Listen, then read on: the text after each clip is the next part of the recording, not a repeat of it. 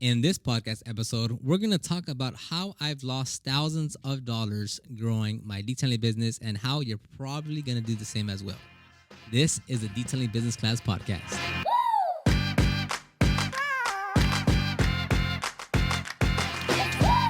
And a quick message from our sponsor, Jobber. Jobber is the software we've been using in our business for the last 3+ years. Everything from booking customers in, scheduling customers, keeping track of employee hours, sending out invoices, and many other things are done through Jobber. You can click the link in the description box down below, or if you're listening to this on audio, in the show notes, and you can get a free 14-day trial plus 20% off your first 6 months using Jobber. Okay, now let's get to the episode. And thank you again for tuning into a podcast episode.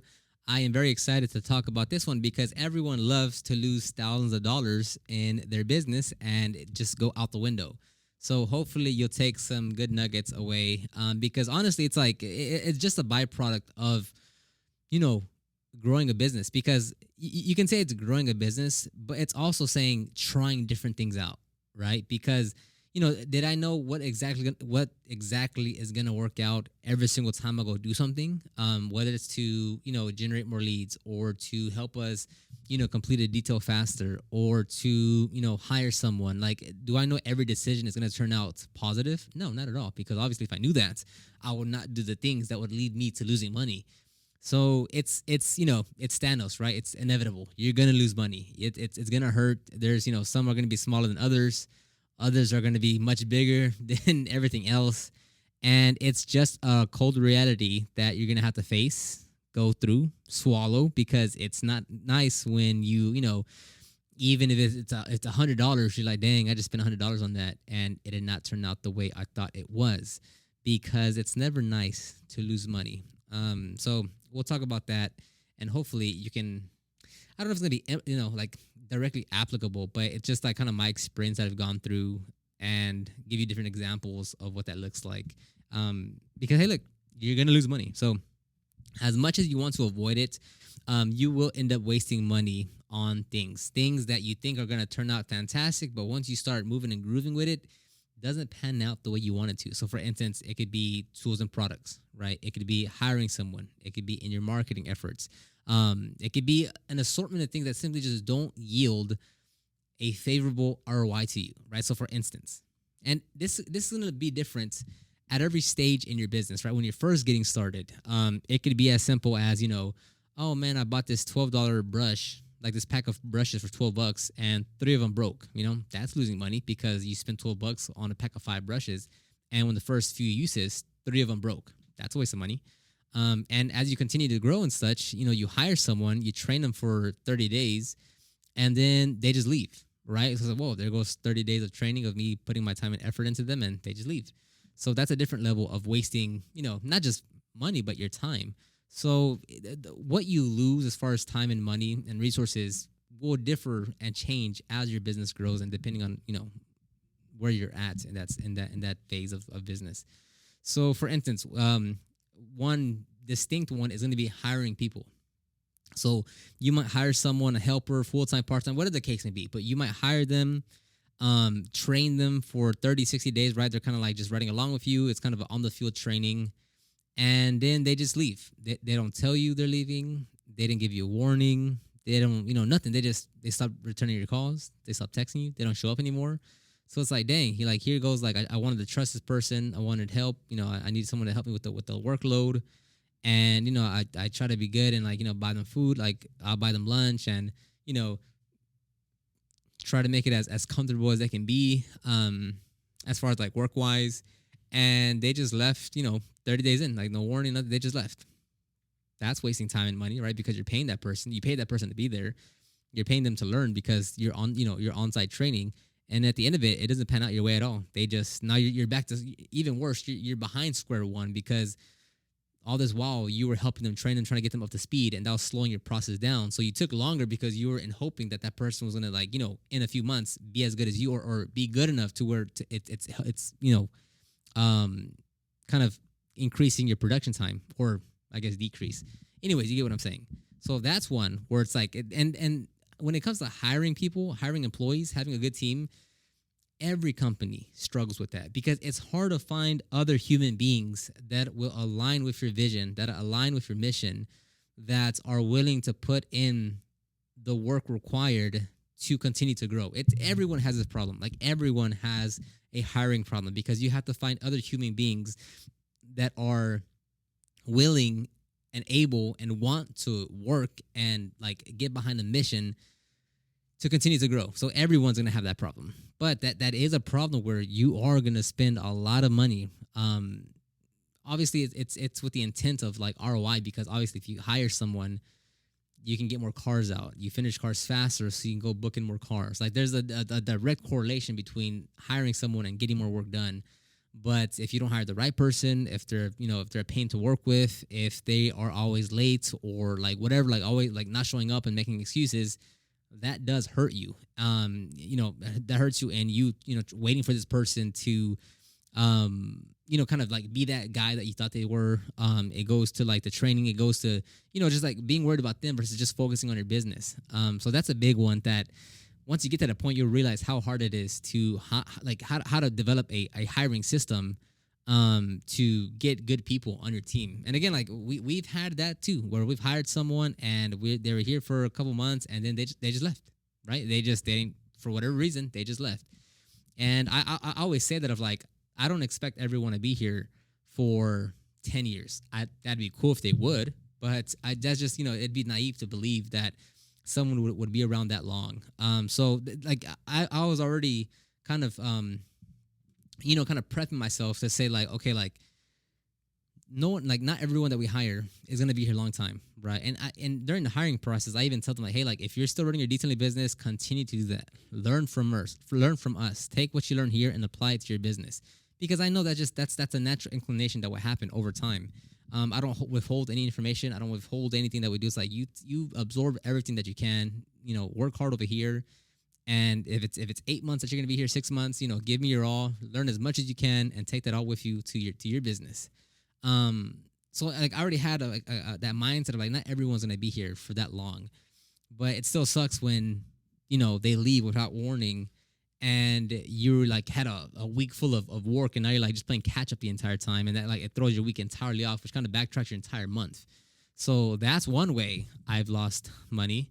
And then it can be even simpler things like you're gonna buy a polisher, an extractor, and it doesn't end up being, at least it doesn't end up giving you the type of production that you thought it was. So maybe you purchase an extractor. Maybe it was a $700 extractor. You're like, oh my god, and there's heating capabilities. Oh my god, I'm a fly by interiors now. And then you start using it, and you're like, man, it's still taking. I'm still taking a long time with extraction. And although it is a more expensive extractor, it does have heating capabilities. It's still a small tank. The water lift isn't there. The PSI isn't there, and it's like, it's still a better machine than your previous one. But you're still having to dump out and fill up the tank, 2 to 4 times per vehicle. And it's like, yeah, I mean, it's better than what you were doing, but it's not to the degree that you thought it'd get you to. And you're like, and maybe that's not a waste of money, but per what you thought you were going to get versus what you actually get, there's a bit of discrepancy there, right? Like your expectations were up here. And then once you actually put it to use, you're like, oh man, that didn't, it was great. And it helped me out a little bit. Man, it didn't have the impact that I thought it was. So that can happen. Another one, and again, I'm always tying back to this example of when it comes to marketing your business, why you should always do it on your own until you get to that point of revenue and resources where you can pay someone to handle your marketing. You need to do it all yourself, because let's say you hire someone to handle your marketing, right? Whatever that is, whether it's SEO, whether it's YouTube ads, Facebook ads, Instagram ads, whatever it is, right? Just creating your website. But if they don't get you results, right? What do you do then? Because all you're gonna have to do, based on like if you're trying to hire someone and the person that you hired isn't bringing you the results, then you have to go hire someone else that gives you results, right? And all that time you're just wasting money because you're not seeing any tangible results. Right. So even if it is for SEO, right, and you pay someone 3 months of work, and then you like check them and you're like, hey, yeah, so like what's the status? And they give you They kind of walk around the questions. They don't give you a deliberate answer of like how progress is going so far. And you're like, hey man, you're just not working out. I'm gonna end this contract with you, and I'm gonna go find someone else. Well, that's just 3 months of not only money that you put into them, but then 3 months of no progress, no results, no nothing. So now when you go hire someone else, you're now starting again from square one. You have to keep on, you have to pay this next person and hope that they give you the proper results. And that's just all wasted money. And you'll just, especially, and that's why I always go back to like, you have to spend the time to learn how to market yourself so that you have those skills. And that way, when it comes time to actually outsource it and hire someone because your business is actually growing and you can handle the expense and like it makes sense for you to do that, you have a strong understanding of what it takes, of what it is to market your business. I can easily go on a side tangent of that. I always end up going on a side tangent of that when it comes to like hiring someone else. So it could be you buy a work van and you can't use it because let's say like some electrical issues or mechanical issue, right? You're thinking, oh man, let me go get a van real quick or a truck real quick, and you're like, yeah, I got it, I fitted it out, and then boom, the transmission goes out. Some electrical problem comes up, and you kind of built out a rig, you put some money into it, and now it's just sitting there, or it's waiting to be worked on, but you can't do anything about it because it's broken, right? And that's just wasted money because then what do? Do you go look for, okay, you know what? Let me just go buy a much newer used van, right? Like that's a lot of wasted money right there. And it's just like it's a hard pill to swallow. It's never good. Like especially if you saved for so long or you just had high expectations of this one thing, really getting you by. It's a hard pill, right? And you will really see what you're made of, or at least maybe not sure what you're made of, but like who you really are comes out when you lose the most money, right? Because I mean, tell me, I don't know if anyone watches the NBA, but this past season, it was in the second round of the Western Conference Finals of the West, and it was who was it? It was the the Dallas Mavericks versus the Atlanta Hawks, if I'm not mistaken. And I'm sorry, not the Atlanta Hawks. It was, who did they play? I'm gonna look that up real quick. Anyways, it was Luka Doncic, and he was saying everyone can talk when they're up. And basically, what he was saying is like it's easy to be that guy. It's easy to be the superstar when you're winning, when things are going your way, when you're getting favorable results. But what happens when you're not winning? What happens when you're on a continuous losing streak? What happens when decision after decision things do not go your way and you're just like stuck in the same position? Matter of fact, even worse, because you have less money and less resources than what you started off with, right? It's like it's very easy to be that A+ player when things are in your favor, but who are you and what do you do when you put all this money and time into it and then it doesn't pan out in any way that you thought it was? Then you see, okay, so now what do you do, right? What do you do when you really had a lot of your eggs in this one basket and that thing did not turn out anywhere near as what you thought it would? Then it's a different kind of conversation, right? So that's what I mean of it's a hard pill to swallow. Let me go back to my notes here. It's a hard pill to swallow because you're already working with a tight budget, right? No one's starting here. I mean, at least most detailers, most of us, I surely didn't. We're not starting off with, $10,000, $25,000. We're on a shoestring budget of $500, $300, $1,000 maybe.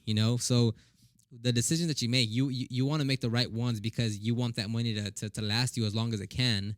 But that's just simply the reality. It's just when you lose money, when things don't turn, it's a hard pill to swallow. It sucks. It's devastating. It's depending on your financial resources at the time, depending on, what all you have to do to save up or acquire that money, it can take, it can put you a step back. But it's, when that does happen, you just got to shake it off, dust off, get back on the horse and just, all right, what's the next move then? Because what are you going to do? Like just not continue anymore, So, it is what it is. So hopefully actually, let me go back to my notes right here. So let's say, for instance, let me give you a few more examples here. So other places where you won't be able to avoid it, which is, again, paramount in understanding, is on the marketing side, okay? And just generally speaking, right? When people think about marketing, not just these sellers, any business owner, right? When they think about marketing, they think about an ROI, right? Return on investment. Duh, because that's the point of marketing. You do this, you do some of these efforts, and it yields these results, right? Whether it's like, running ads on Google or Facebook or posting on YouTube, whatever. It's like you want your efforts to equal to some type of production of either traffic, leads, or sales, right? Now, when it comes to, like, let's say running ads, people are like, hey, like, what's a good ad budget to start with? Is it 25?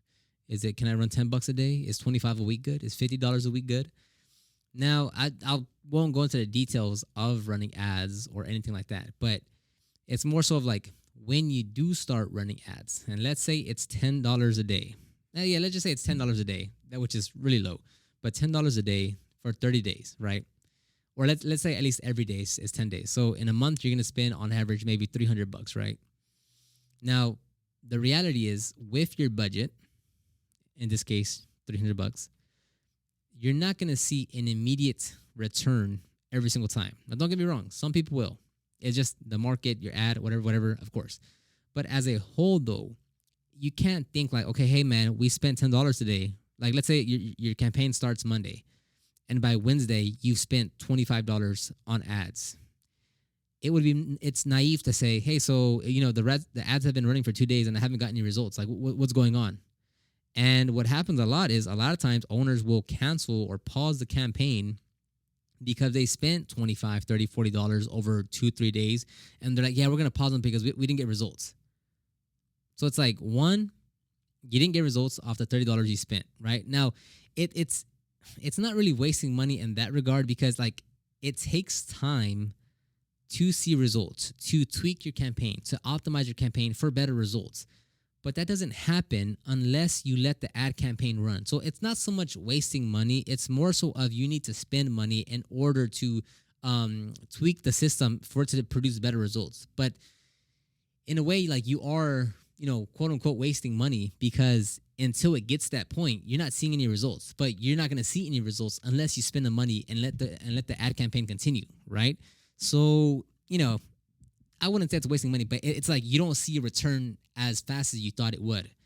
And that's kind of hard to swallow, because you're saying, man, like, I have a small budget of $500, and I'm spending 300 in ads, and it's been a week, and we've gotten 2 customers or whatever. I'm making up numbers, but it's like it's not gonna seem as big of an impact, because you're like, it's been like 2 weeks and I've gotten 1 customer so far.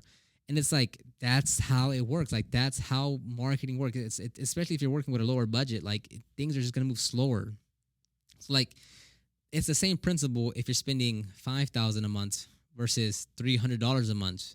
It's just the speed in which that happens is different, right? Like, even someone that's spending $5,000 a month, like, you still got to give it time to gather data, to tweak the system, to optimize the campaign. But that happens a lot faster, and you get results sooner, just because you are able to collect more data at a faster pace versus if you're spending $300 a month.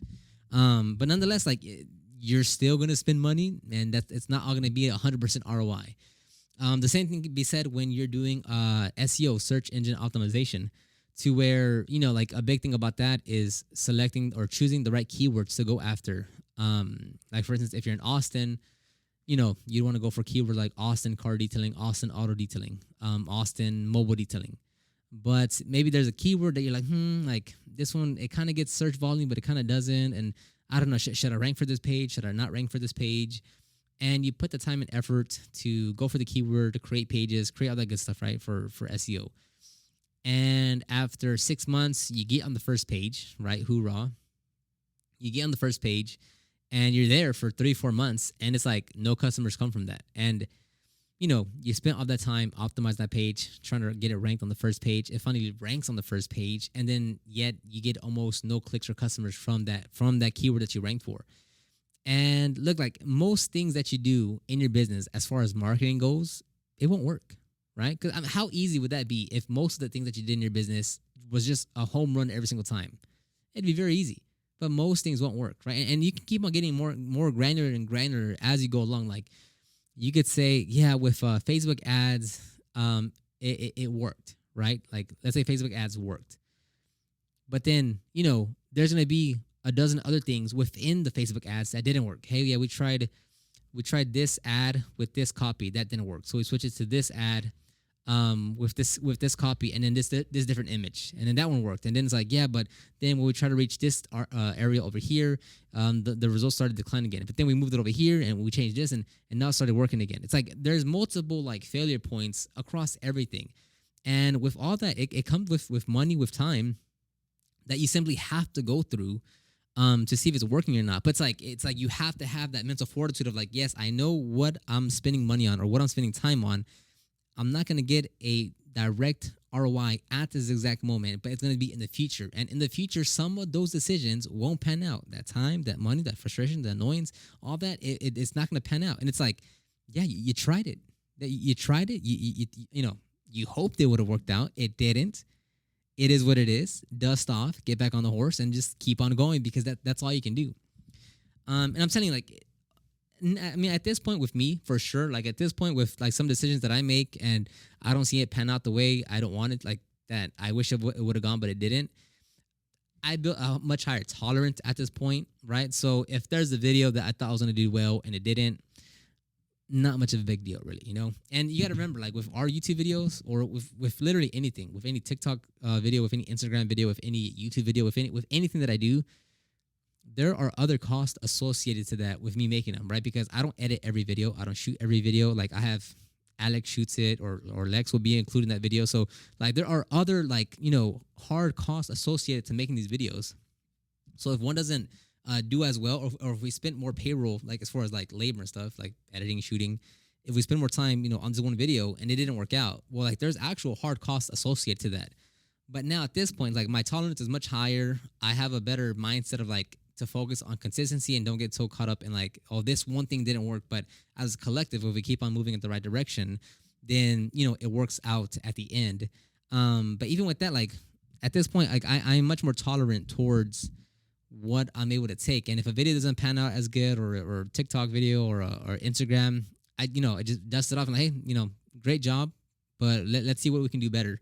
And just keep on, running that race. Because if I get caught up on like on this one failure, and I'm like, oh well, you spent 2 hours on this video and I spent 3 hours and it didn't work out. Oh no, stop! We're not making more new videos. Well, I would just stop growing at that point, But it's like if it doesn't work out, okay, go back to the drawing board. What's up? What was this? Like let's try this different type of title, or this different type of video, or this different type of script, and you just keep on moving forward. So yes, at this point, like in that regard, I built a better tolerance. If a vehicle took longer than it should have, at this point, it's like, hey, just, do it as best as we can in the most timely manner. But, some vehicles are just simply going to take longer to complete, whether it's because like an unexpected, area of concern or whatever the case. But it's like over time, you do build a better tolerance. I'm not saying it's like, oh, no, yeah, just brush it. I'm not saying it's that. I'm just saying like it still hurts, but I have a much better mindset of like, yeah, just keep it moving, bro. Like it let's already take the next 10 steps. Like, let's not dwindle on this little loss right here. And again, that's over time though, because I mean, if you go back to, 2012, 13, like every loss that I took, like would just painfully hurt me, because it's not like I had that much resources, and it's not like my business was making that much money, nor did I have that much of a financial resource to work with. So it's like, if I spent, a couple $100 on Yelp ads at the time, and I didn't get results, like that would hurt me a lot, or, simply just having products on the shelves that weren't doing anything. I'm like, why did I spend all this money? Right. Like right now, if I buy like 3 APCs just to try out and then we never use them again, it's not a big deal, because we have, just because we're making money, we have different revenues of channels of revenue. But, if just having a bunch of products sitting on my shelves when I was back in 2012, it's like, dang, why'd I spend all this money for all this stuff if I'm not using any of it? So it comes with time, right? Like that you build that tolerance with it. And, I guess the faster that you get to that point of not get to the point that you're okay with it, but just understanding that is a part of the process. Of course, you want to mitigate that as much as you can. And, the less money that you waste, the better, of course. But, over time, the faster you get to that understanding of like, okay, yes, I know every decision won't be the best decision, and you're able to cope with that faster, just the faster you're able to move. Because then you're not like walking on eggshells. Like, okay. I'm gonna spend $10 over there. Is that perfect? Okay. Is that?